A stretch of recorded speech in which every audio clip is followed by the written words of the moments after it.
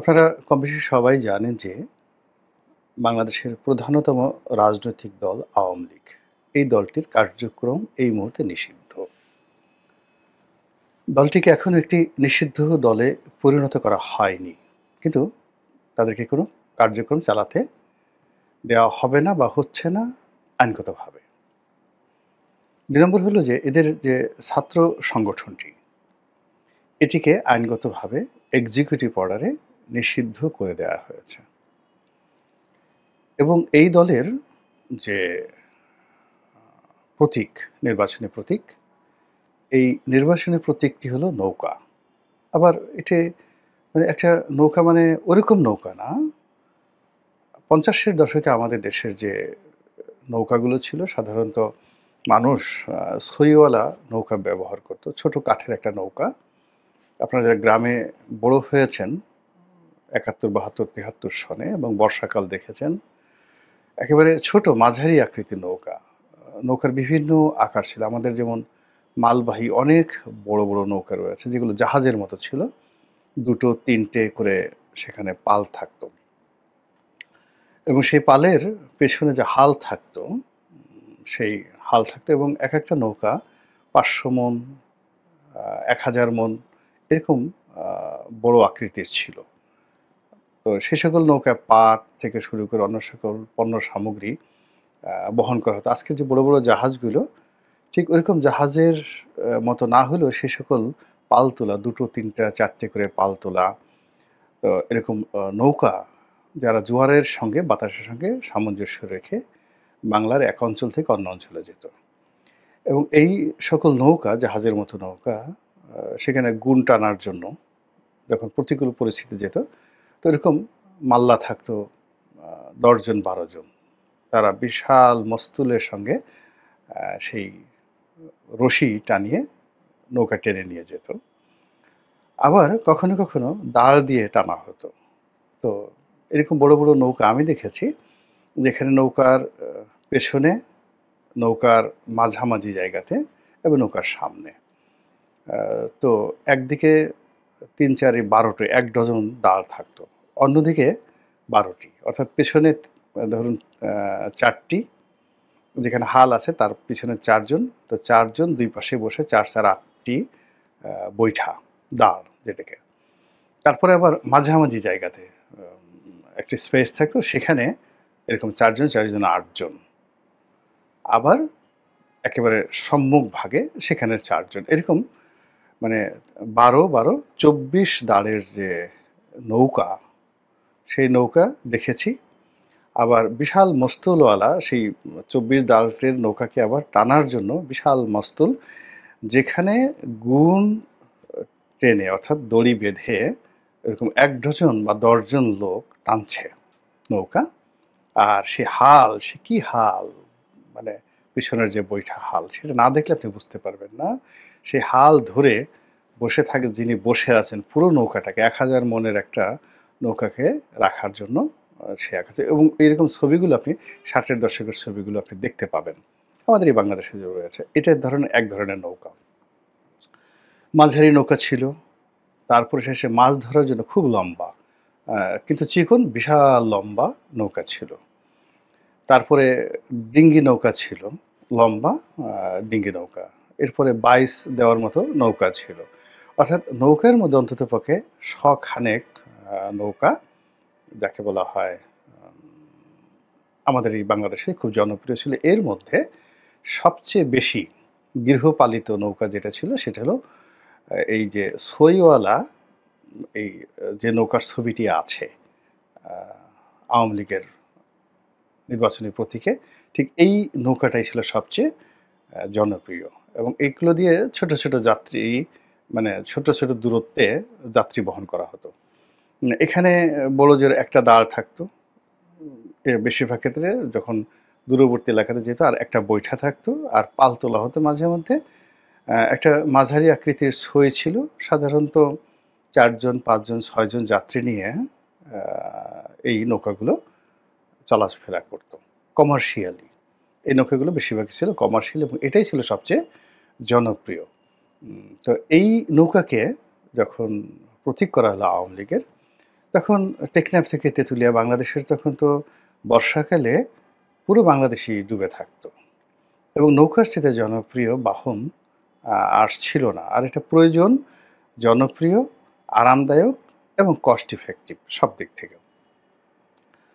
তো সেই যে নৌকা প্রতীকটি এটি সাড়া ফেলে দেয় পুরো ভারতীয় রাজনীতিতে, কেবল বাংলাদেশের রাজনীতিতে নয়, ভারতীয় রাজনীতিতে। এবং এই নৌকা প্রতীক এবং আওয়ামী লীগের যে ইতিহাস, এটা এমনভাবে জড়িয়ে আছে যে এখন 1954 সনে নৌকার যে সামাজিক গুরুত্ব ছিল, এই ধরনের ডিঙ্গি নৌকার যে সামাজিক গুরুত্ব ছিল, এটি 1%ও এখন নেই। এই ধরনের নৌকা এখন বাংলাদেশে একটাও পাবেন না।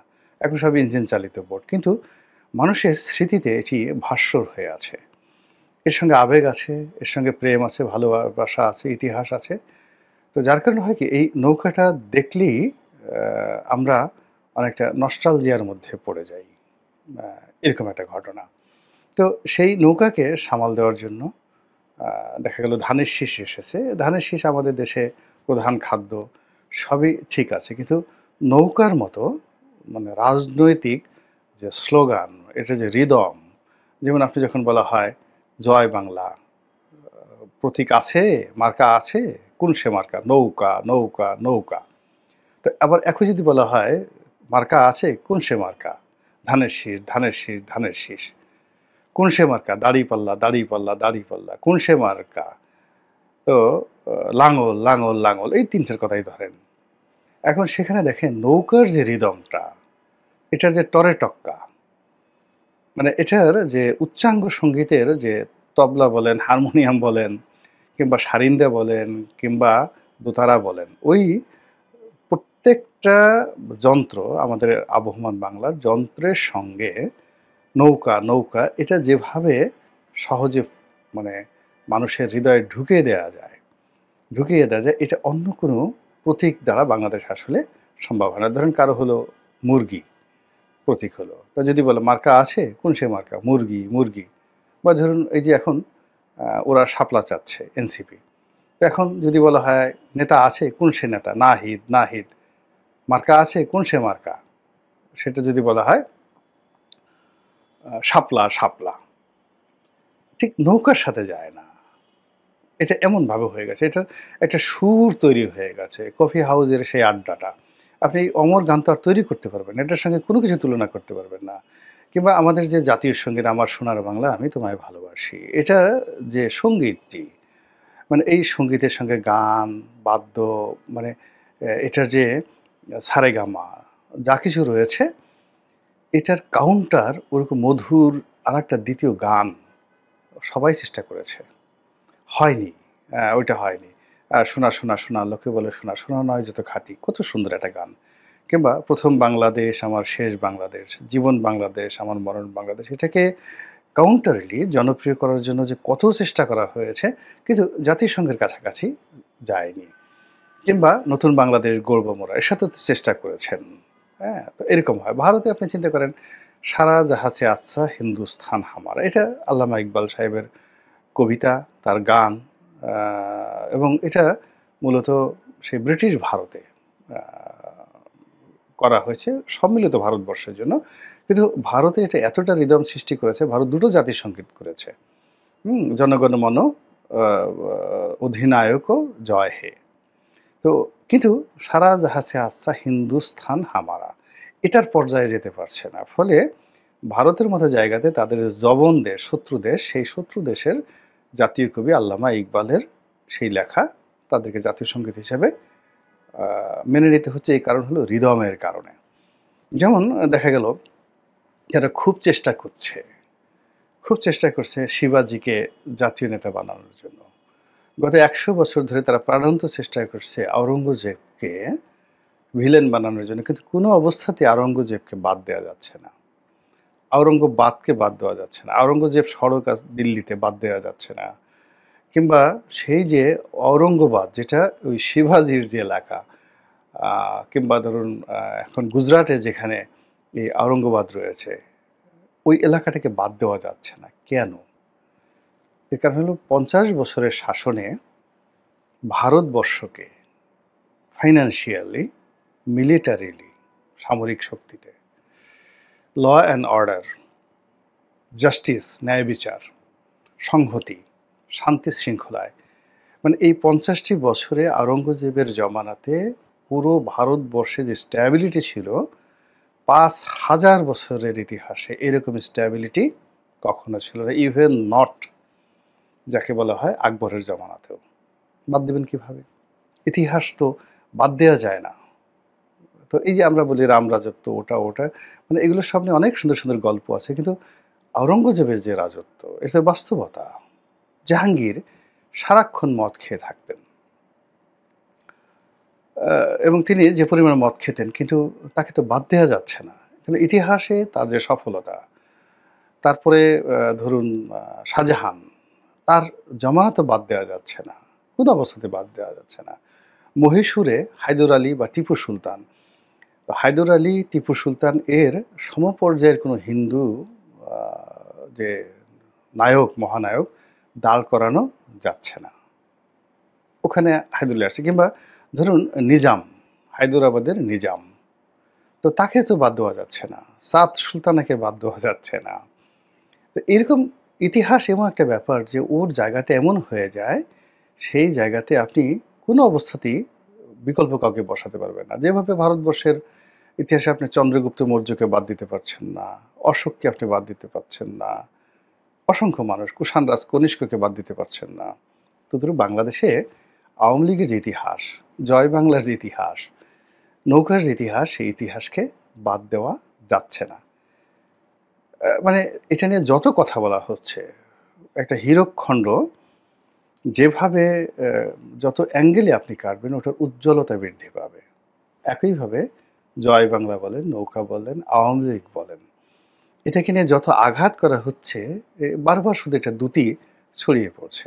গোপালগঞ্জে গিয়ে আঘাত দেন, দ্যুতি ছড়িয়ে পড়ছে। তারপরে বঙ্গবন্ধুর মাজার ভাঙতে যান, তাকে গালাগালি দেন, তাকে অশিক্ষিত, বর্বর, চাঁদাবাজ, বাকশালী, তারপরে শেষে কি না করেছে আপনি চিন্তা করুন। 1973 সন থেকে 1975 সন পর্যন্ত, অর্থাৎ আগস্ট মাস পর্যন্ত ঢাকা বিশ্ববিদ্যালয়ের যে মেধা, মানে ছাত্র এবং শিক্ষক, আপনি এখনকার ছাত্র শিক্ষকের যে মেধা, সে মেধার মানে ওই জমানাতে যে মৌলিকত্ব ছিল তাদের মেধা এবং যোগ্যতার, তার পাশে বসার দুঃসাহস আমি নিজে করি না। একজন প্রফেসর আহমদ শরীফ, আপনি মানে ওনাদের সঙ্গে না বসলে বুঝতে পারবেন না যে আল্লাহ তাদেরকে কি পরিমাণ মেধাবী করেছিলেন, কি যোগ্যতা তাদেরকে দিয়েছিলেন। তো ঢাকা বিশ্ববিদ্যালয়ের পুরো মেধা, যোগ্যতা, এডুকেশন, তারা বঙ্গবন্ধুকে শেখ মুজিব বর্বর, অশিক্ষিত, বংশহীন, মর্যাদাহীন, কাণ্ডজ্ঞানহীন, মানে এই ন্যারেটিভগুলো ওই বিশ্ববিদ্যালয়ের প্রান্তর থেকে সর্বোচ্চ মেধা যোগ্যতা দিয়ে তারা চেষ্টা করেছেন। বঙ্গবন্ধু খুবই অপমানিত ছিলেন, এবং তিনি কখনো মানে এই যে তার যে শাসনামলে কিন্তু ঢাকা বিশ্ববিদ্যালয়ে ঢুকতে পারেননি, এবং তিনি সর্বশেষ 75-এর 15ই আগস্টে মানে দিনের বেলায় তার সেখানে প্রোগ্রাম ছিল। এই প্রথম, মানে সেই রাতে তিনি খুব আনন্দিত ছিলেন যে আগামীকাল ঢাকা বিশ্ববিদ্যালয় তাকে বরণ করে নিচ্ছে। তো সেই ঢাকা বিশ্ববিদ্যালয়ের সেই মেধাবী লোকগুলো বঙ্গবন্ধুকে কালার্ট করতে পারেননি। তারা সেই বঙ্গবন্ধুর কর্মকাণ্ডকে বর্বর বানাতে পারেননি। তাদের সেই লেখনী, তাদের সেই ধাঁচ, তাদের সেই মেধা, সেই তুলনায় আমরা এ যুগে যারা কথাবার্তা বলছি, আমি তাদের একটা পশম হওয়ার উপযুক্ত নেই, মানে আমার ভিতরে নেই। আর বাইরে অনেক লোক বঙ্গবন্ধুকে গালাগালি করে, অনেক লোক বঙ্গবন্ধুকে গালাগালি করে, দূর থেকে ধরেন গালাগালি করতে পারে। আপনি তাদের যে কোনো লোককে, আমার মতো একটা ক্ষুদ্র মানুষ, তার সামনে 10 মিনিট কলম নিয়ে বসতে বলেন, বক্তব্য নিয়ে বসতে বলেন, মানে কথা বলার মতো যে তথ্য উপাত্ত ডাটা, মানে গালাগালি করতে পারবেন, কিন্তু আমার সঙ্গে কথা বলতে পারবেন না। আমার এতটুক যে যোগ্যতা আল্লাহ রাব্বুল আলামিন দিয়েছেন। তো আমার মতো লোকের সামনে যারা কথা বলতে পারেন না, তারা বঙ্গবন্ধুর বিরুদ্ধে, আওয়ামী লীগের বিরুদ্ধে, নৌকার বিরুদ্ধে যে ন্যারেটিভ তৈরি করছে, সেটার ভবিষ্যৎ কি হতে পারে এটা বোঝানোর জন্য আমি শুধু বলছি যে আমি যাদের পশম হওয়ার, পায়ের নখ হওয়ার উপযুক্ত না, এরকম শত, শত মানুষ সারা বাংলায় পুরো জমানাটা চেষ্টা করেছে। আপনি একজন সিরাজুল আলম খান, একজন মাসুম আব্দুর রব, শাহজাহান সিরাজ, সিরাজ শিকদার, হাসানুল হক ইনু, মানে উনাদের যে ভারিক্কি, তাদের যে প্রজ্ঞা, তাদের যে মেধা, তাদের সঙ্গে এ যুগের যারা বিপ্লবী, আপনি যদি চিন্তা করেন, আমি তো মানে যে এদেরকে হিমালয় আর যদি এর পাশে যদি চিন্তা করেন যে এদেরকে ধৈঞ্চায় গাছও আমার কাছে মনে হয় না ওই সময়ের প্রেক্ষাপটে। মানে কি তাদের যে যোগ্যতা, কল্পনাই করা যায় না, কল্পনাই করা যায় না, ভাবাই যায় না। আপনি সেই হারুনের ভাতের হোটেলের কথা চিন্তা করেন, হারুনের ভাতের হোটেলের কথা চিন্তা করেন, ওই দৃশ্য চিন্তা করেন, আর ইয়াহিয়া খান টেক্কা খানের মানে পৃথিবীর 7th লার্জেস্ট আর্মি ইফেক্টিভ, সেই আর্মির মার্শাল ল চলতেছে, সেখানে জাতীয় পতাকা উত্তোলন করে ঢাকা বিশ্ববিদ্যালয় স্বাধীনতা ঘোষণা করে দিয়েছে এই আসম আব্দুর রবরা। তো সেই পুরো শক্তিটা, এবং এখন ধরেন প্রথম আলো, প্রথম আলোর যে ইনফ্লুয়েন্স, তার 100 টাইমস ইনফ্লুয়েন্স ছিল গণকণ্ঠের, জাসদের পত্রিকা, গণকণ্ঠ পত্রিকা, তারপরে শেষে সেখানকার কবি আল মাহমুদের মতো কবি, আহমেদ শরীফের মতো বিখ্যাত দার্শনিক, আসম আব্দুর রবের মতো নেতা, সিরাজুল আলম খানের মতো নেতা, সবাই মিলে চেষ্টা করেও যে জিনিসটা, যে ন্যারেটিভটা দাঁড়া করানো যায়নি, সেটা এখন এই জমানাতে চেষ্টা করা হচ্ছে। তো কাজেই এটার ভবিষ্যৎ কোন পর্যায়ে যায়, হলে কেমন হবে, না হলে কেমন হবে, সেটি একটা ভিন্ন প্রসঙ্গ। ফার্স্ট থিং হলো, যদি বর্তমান জমানা ঠিক এই নৌকা, ধানের শীষ, আওয়ামী লীগ এগুলোকে ভুলিয়ে দিতে পারে, তাহলে মানে এটা আমাদের পুরো জাতির সত্তার একটা বিবর্তন হবে। ভালো মন্দ আমি কিছুই বললাম না, মানে আমাদের রুচি, আভিজাত্য, টেস্ট, ইতিহাসবোধ, কৃষ্টি, কালচার সব কিছুর একটা রেভলিউশন হয়ে যাবে, যেটা হয়েছিল ফ্রান্স রেভলিউশনের মাধ্যমে। এবং সেই রেভলিউশনের পেছনে যে মতাদর্শ দিক, যেভাবে রুশো, ভলতেয়ার, তারা চেষ্টা করেছিলেন, চেষ্টা করে পুরো জাতির মস্তিষ্ককে একটা বিপ্লবের জন্য পরিবর্তন করেছেন। ফলে কি হলো, যে লুইয়ের যে শাসন আমল, মানে হাজার বছরের যে শাসন আমল, পুরো ইতিহাসটাকে কিন্তু ধামাচাপা দেওয়া গিয়েছিল। ফলে এখানে যে বিপ্লবটা মানে অভ্যুত্থানটা হয়েছে, এটাকে যদি বিপ্লবে রূপান্তরিত করা যায়, মুজিববাদকে কবর দেওয়া যায়, আওয়ামী লীগের ইতিহাসকে মোছা যায়, নৌকাকে যদি মুছে দেওয়া যায়, তার সঙ্গে সঙ্গে আমাদের যে আবহ বাংলার ইতিহাস, যেটার সঙ্গে আওয়ামী লীগের ইতিহাস রয়েছে, সেই ইতিহাসের সঙ্গে মানুষের জীবনযাত্রা রয়েছে, কৃষি রয়েছে, দারিদ্রতা রয়েছে, সেইগুলোকে চেঞ্জ করে যদি ক্যাপিটালিজমে অথবা ইসলামাইজেশনে চলে যাওয়া যায়, তখন দেখা গেল যে জাতীয় নেতা বঙ্গবন্ধুর পরিবর্তে মোহাম্মদ বিন কাসিম হবেন, কোনো সন্দেহ নাই। উমর ইবনুল খাত্তাব হবেন, খালিদ বিন ওয়ালিদ হবেন, অস্বাভাবিক কিছু নয়। অথবা চে গুয়েভারা হবেন, লেনিন হবেন, কার্ল মার্কস হবেন। অনেকে চেষ্টা করেছেন, এটা আবার নতুন করে আসতে পারে। অথবা যদি আমেরিকান কালচার এসে যায়, তাকে জর্জ ওয়াশিংটন হবেন, অ্যাডাম স্মিথ হবেন, তারপরে জন অ্যাডামস হবেন, তারপর সেখানে সেই জন এফ কেনেডি হবেন ওয়েস্টার্ন কালচারে। আপনি যদি এদিকে যে আসেন, আপনি সেখানে সেই চেম্বারলেন হবেন, ব্রিটেনে যদি আসেন উইনস্টন চার্চিল হবেন, হতে পারে ইতিহাসের ধারাবাহিকতায় অনেক কিছু হতে পারে। তো এখন বাংলাদেশ আসলে একটা টার্নিং পয়েন্টে আছে। আমি শুধুমাত্র নিরপেক্ষভাবে পুরো ঘটনাটা বর্ণনা করলাম, এটার যে ভবিষ্যৎটা কী হবে আমি